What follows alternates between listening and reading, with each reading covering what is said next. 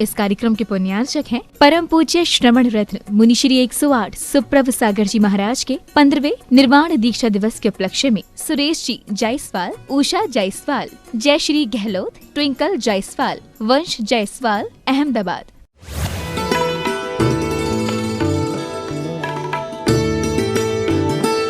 एक बार मुनि के, एक बार मुनि के, एक बार मुनि के मात्र सुदय सुंदर आने जाने दोनों ने दर्शन क्या किए, एक बार दर्शन किए और चरणों में बैठकर दिगंबर भेष धारण करके वे मुनिराज बन गए और ये मुनि सेवा के अध्यक्ष बन रहे हैं। अभी दीक्षा लेने के भाव नहीं हो रहे। भूत विनय का, तुम भी तो भूत हो। कैसे अध्यक्ष और कैसे मुनि सेवा। सोचो, एक बार मुनि के दर्शन किए, एक बार संगति क्या मिल गई, एक बार माथा टेक लिया और उन्होंने मात्र वहां बैठे बैठे ही केस लॉन्च कर लिया, वस्त्र उतार लिए, दिगंबर दीक्षा धारण कर ली गुरु के द्वारा। आप कितने वर्षों से दर्शन कर रहे हैं, कितने महीनों से, कितने दिनों से दर्शन कर रहे हैं। सोचो, विचार करो, क्योंकि आज तक हम अपने आप को संभालते हुए उस वस्तु के, व्यक्ति के, निमित्तों के निकट पहुंचने का पुरुषार्थ ही नहीं कर पाए। पहुंचते, बिल्कुल पहुंचे, बिल्कुल पहुंचे, प्रभु के पास पहुंचे, गुरु के पास पहुंचे, पर प्रभु और गुरु के पास भी पहुंचे तो बिल्कुल बिल्कुल उन वेदियों पे देखते हो क्या? वेदियों को देखा कभी? जितनी वह प्राचीन और बंद अगर वेदी होगी, बंद भी नहीं होगी तो लगभग सभी मंदिरों में जाकर बढ़ जाते जी, देख लेना भगवान के ऊपर पीछे, आगे पीछे एक आध छिपकली चूहा तो नहीं देखे? कई सारे मंदिरों में देखे होंगे। वे कौन है? वे संगति के राग में डूबे, पर ऐसी संगति काम की नहीं।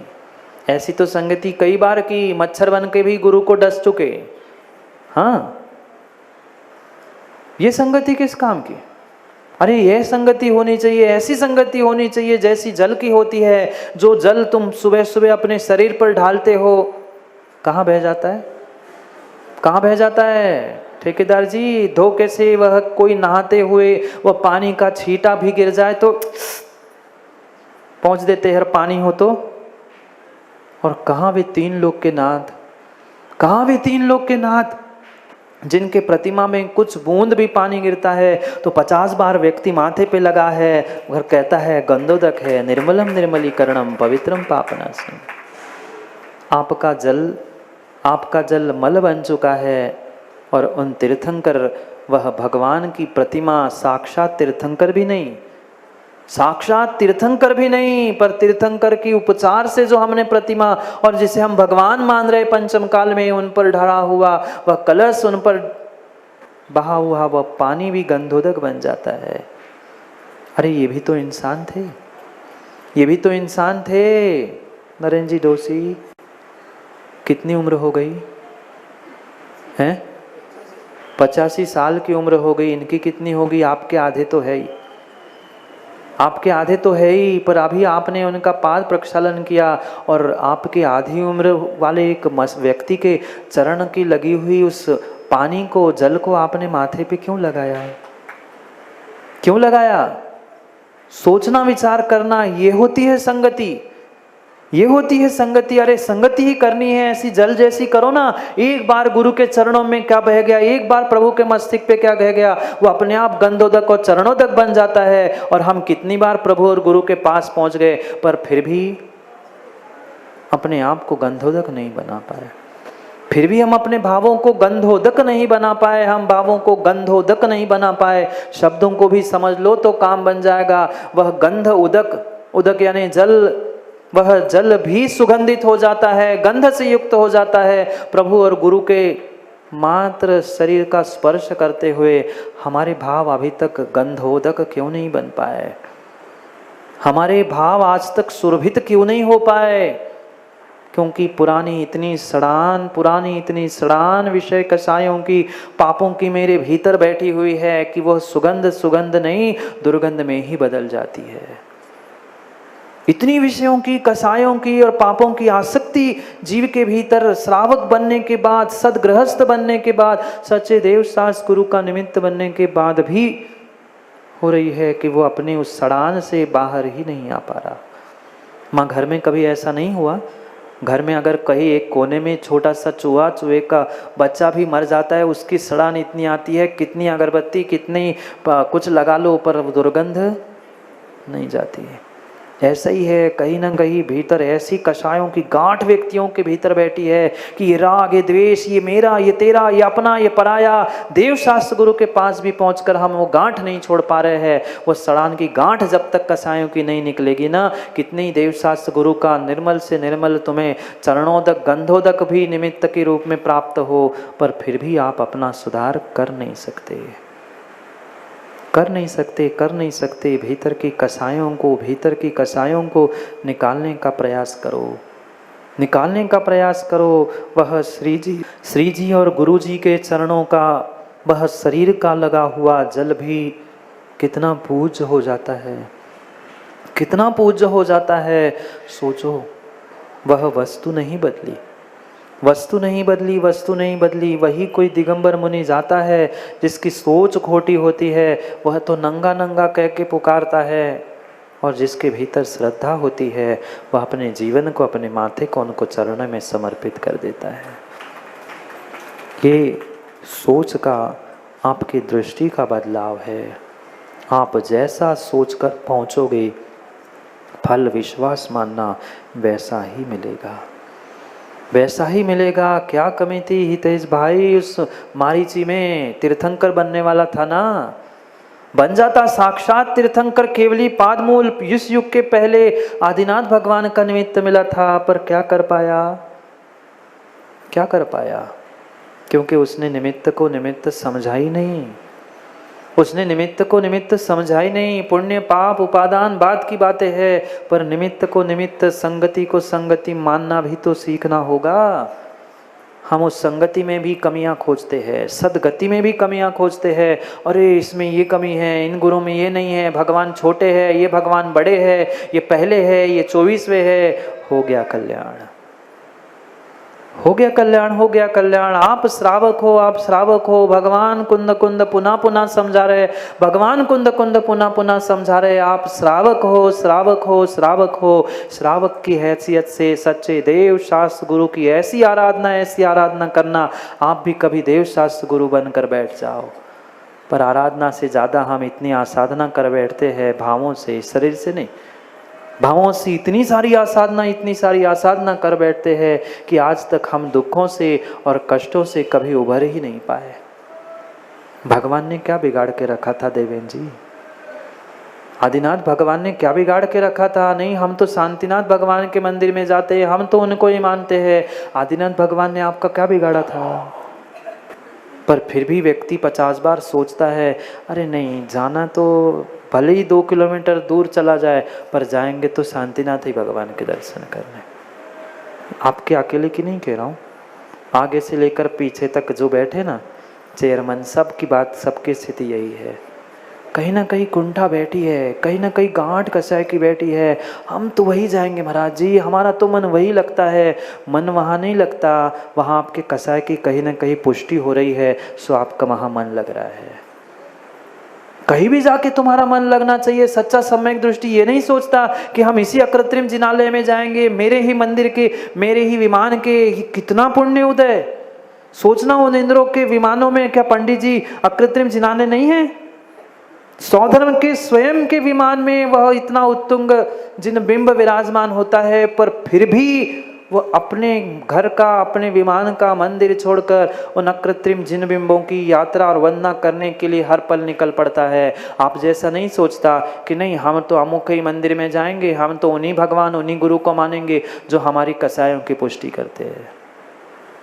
इसलिए तो सौंदर्य जी एक भावावतारी होता है। कभी अपने घर के मंदिर को, चैत्यालय को, जिन बिंब को छोड़कर लांग के नहीं जाता, पर फिर भी वह अपनी तो मंदिर, अपने चैत्यालय आदि की तो पूजा करता ही है, पर पूरे 3 लोक में, मात्र मध्यलोक नहीं, तुम तो मध्य लोकों की पूजा कर रहे। 3 लोक में जो अकृत्रिम जिन बिंब है, कृत्रिम जिन बिंब है, उन सबकी वंदना करता है। और वंदना करने के लिए जाता है तो पंडित जी पैदल पैदल जाता होगा ना, सौधर्मेंद्र पैदल पैदल जाता होगा ना, कैसे जाता है? विमान से जाता है, और विमान से जाता है तो कई सारे और भी कृत्रिम अकृत्रिम जिन बिंब जिन चैत्यालय वहां होते होंगे कि नहीं। भले ही उनके ऊपर से वो विमान ले जाता है, पर कभी उनके अभिनय के भाव नहीं है। ये मत सोच लेना, नहीं तो सौधर्म कहे महाराज जी हम तो वो छोटे जिनबिंब नीचे रहते और वेरू पे ध्वजा चढ़ा रहे, तो अभिनय का भाव नहीं है। वहां अभिनय के भाव से नहीं। जब सौधर्म इंद्र और इंद्र विमानों से जाते हैं, क्या उन छोटे चैत्यालय मुनिराज आदि के ऊपर से विमान नहीं जाता होगा?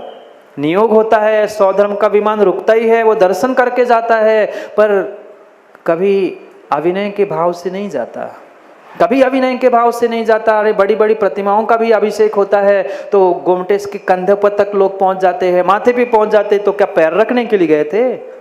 ये क्या करे आज जैसे अखिलेश पंडित जैसे नवनवित पंडितों की सोच है, अरे भगवान का अभिनय हो जाएगा, वे तो छोटे हैं। अरे भगवान और गुरु कभी छोटे होते ही नहीं है। तुम छोटे और बड़े के चक्कर में किसका अभिनय और किसका अभिनय कर रहे हो? तुम्हारी सोच में कमी है, तुम्हारी सोच में कमी है। वो तो विमानों से उड़ रहे हैं देव, ध्वजा चढ़ाने जाएंगे तो क्या जमीन पे ध्वजा गाड़ के आएंगे? ये भी तो सोचो ना पंडित जी। ध्वजा लगाएंगे तो क्या जहां सीढ़ियां बनी है, वेदी बनी है, वहां लगाएंगे कि शिखर पे लगाएंगे? जब शिखर पे लगाएंगे तो शिखर पे लगाने इंद्र जब चढ़ेगा तो क्या नीचे के भगवान को हटाएगा, ध्वजा लगाएगा, फिर भगवान रखेगा? थोड़ा तो विचार करो, थोड़ा तो बुखारिया जी विचार करो। वे कैसी व्यक्ति शिव सोच लेके घूमता और क्या क्या दुनिया भर के विचार करता है। कुछ अशक्य अनुष्ठान होते हैं, ध्वजा जब भी चढ़ाई जाएगी भगवान विराजमान। क्यों? आप तो पंडित हो ना, प्रतिष्ठाचार हो ना। ध्वजारोहण कलशारोहण कब होता है? भगवान रखने के बाद में कि पहले? क्यों? पहले करना चाहिए ना, फिर अभिनय होगी भगवान की, पाप लगेगा तुम्हें। तो तुम तो सब कराते हो, पंडित हो ना। ये विधि ही ऐसी है, जब तक भगवान मंदिर में विराजमान नहीं है तब तक उस बिल्डिंग का, उस इमारत का, वह चैत्यालय या मंदिर का रूप ही नहीं है। जब तक उसे प्रतिष्ठित नहीं किया जाता, वेदी पर भगवान नहीं पहुंचते, तब तक कलशारोहण और ध्वजारोहण होता ही नहीं है। ध्वजा तभी चढ़ाई जाती है जब नीचे भगवान चैत्यालय के रूप में या वेदी पर विराजमान होते हैं। पता नहीं, नाना प्रकार के जीव है, नाना प्रकार की सोच है। इन जैसे लोग और ज्ञानी पहुंच जाते हैं आध कुचरे पंडित और कह देते हो भगवान की अभिनय कर रहे तुम, बड़े भगवान का अभिषेक ध्वजा चढ़ाते हुए। सोच तो बदलो प्रदीप जी। कहाँ व्यक्ति सोच में छोटे उलझाए है। वो सौधर्म इंद्र और वे इंद्र विमानों से उड़ के ध्वजा लगा रहे हैं, और हम इंसान बनकर बहुत सौभाग्य मिल रहा है, पर उसमें ही सोच रहे हैं छोटों का क्या होगा और बड़ों का क्या होगा। तुम्हें छोटे बड़े दिख रहे हैं, मतलब अभी तुम्हारी सोच छोटी बड़ी छोटी बड़ी छोटी बड़ी में उलझी हुई है। बड़ी कराओ सोच, बड़ी करो सोच, बड़ी करो सोच। बड़ा काम होता है तो बड़े काम में जो जो जो गलती होती है बाद में प्रतिष्ठाचार्य को नियम होता है, और श्रावकों को विधान में बैठने वाले प्रत्येक व्यक्ति को वह प्रतिष्ठाचार हो ना। इसलिए आचार्य कहा जाता है कि जो भी विधान अनुष्ठान में दोष होते हैं उसका प्रायश्चित उनसे ग्रहण करना चाहिए, और वो पुनः गुरु से आके प्रायश्चित ग्रहण करते हैं। ऐसा ही है ना। मैं प्रतिष्ठा पढ़ा नहीं हूँ, पर थोड़ा बहुत गुरु ने बहुत कुछ सिखाया है। ऐसा ही है ना, ऐसा ही है, ऐसा ही है। अरे इतनी सोच हो जाए तो क्या ना हो जाए पंडित जी। वहां तो सब छूट है, वहां तो सब छूट है। हम करे सो अब रहने दो, बाकी सब समझ गए होंगे। सोच को बड़ी करने की आवश्यकता है, सोच को बड़ी करने की आवश्यकता है। संगति तो मिलेगी, निमित्त तो मिलेंगे, पर इन निमित्तों का किस प्रकार से आप सदुपयोग कर रहे हो ये समझने की आवश्यकता है। ये समझने की आवश्यकता है। एक निर्ग्रंथ का सानिध्य मिला, एक निर्ग्रंथ और निर्ग्रंथ नहीं, निर्ग्रंथों के पारने का उपदेश दिया था मुनिराज ने, निर्ग्रंथ नहीं मिले। एक ब्रह्मचर्य को, अखंड ब्रह्मचर्य को धारण करने वाले दंपति का नियोग क्या मिला? घर में लगा हुआ काला चंदोवा भी सफेद हो गया। क्या कथा नहीं पढ़ी? सेठ विजय और विजया रानी की, सेठानी की कथा नहीं पढ़ी? खूब कथा है सुनी महाराज, दो चार हम भी नहीं सुनाना, मत सुनाओ, अपने आप को सुनाओ तो काम हो जाएगा। ऐसे अखंड ब्रह्मचर्य को धारण करने वाले दंपति का नियोग क्या मिला? कितने दूर चंदोबा, चंदोबा जानते हैं ना, आज तो भूल ही जाएंगे कुछ दिनों बाद। महाराज पहुंच जाते तो इतना बड़ा मकान होता है और इतना सा चंदोबा तो महाराज भी मुश्किल से खोज खाज के उसके नीचे खड़ा पाए। ये कोई मात्र कल्पनाएं नहीं है, ये तुम्हारा सौभाग्य है। ये सौभाग्य है कि तुम्हें निर्ग्रंथ गुरु और प्रभु का सानिध्य मिला है। उनके सम्मान के लिए वो चंदोबा लगता है। आज के लोग कहते महाराज जी बना बनाया अच्छा तो पीओपी का घर है, कौन उसमें खील ठोके, कौन चंदोबा लगाए। मुश्किल से तो निर्ग्रंथ के चरण पड़ रहे थे, अब उन्होंने ऊपर देखा चंदोबा नहीं है। वे मुनिराज लौट गए, आप खड़े रहो, अब पड़गाते रहो, फिर रोते रहो, बिलखते रहो। ये आगम में एक नहीं दो नहीं ज्ञानियों 7 जगह चंदोबा लगाने का विधान है। और मात्र मुनिराज और अरिहंत की प्रतिमा पे ही नहीं, आपको घर में भी माताओं 7 स्थानों पर चंदोबा लगाना कंपलसरी है।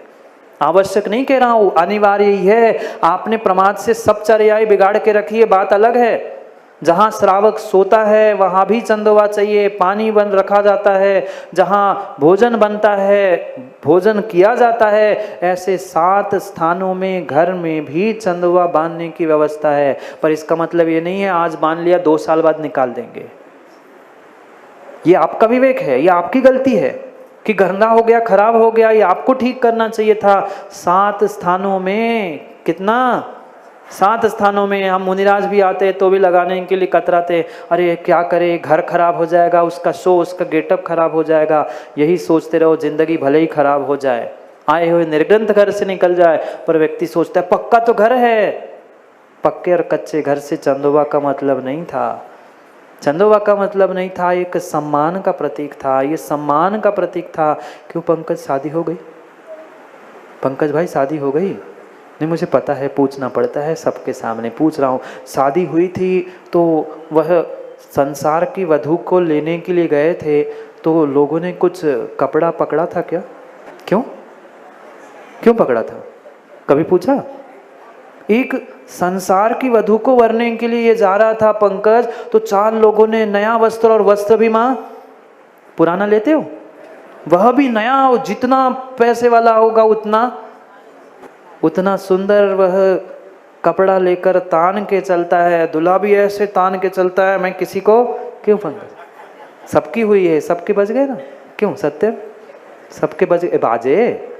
मतलब अब कैसे बज गए बाजे, अपने आप को जान। बैंड बज गए कि बाजे बज गए?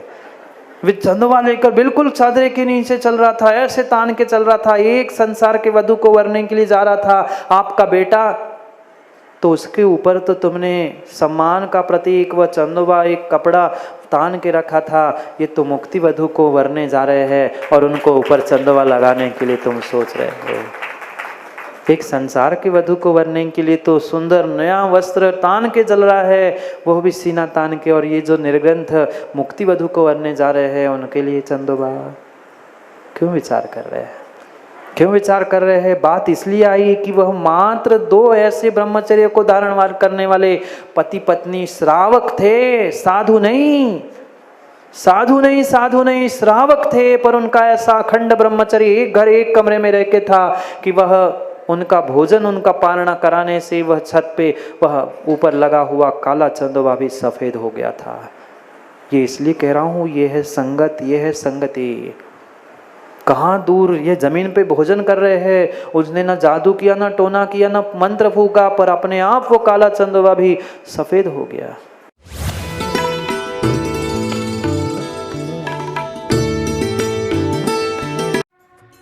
इस कार्यक्रम के पुण्यार्चक थे परम पूज्य श्रमण रत्न मुनिश्री 108 सुप्रभ सागर जी महाराज के 15वें निर्वाण दीक्षा दिवस के उपलक्ष्य में सुरेश जी जायसवाल, उषा जायसवाल, जय श्री गहलोत, ट्विंकल जायसवाल, वंश जायसवाल, अहमदाबाद।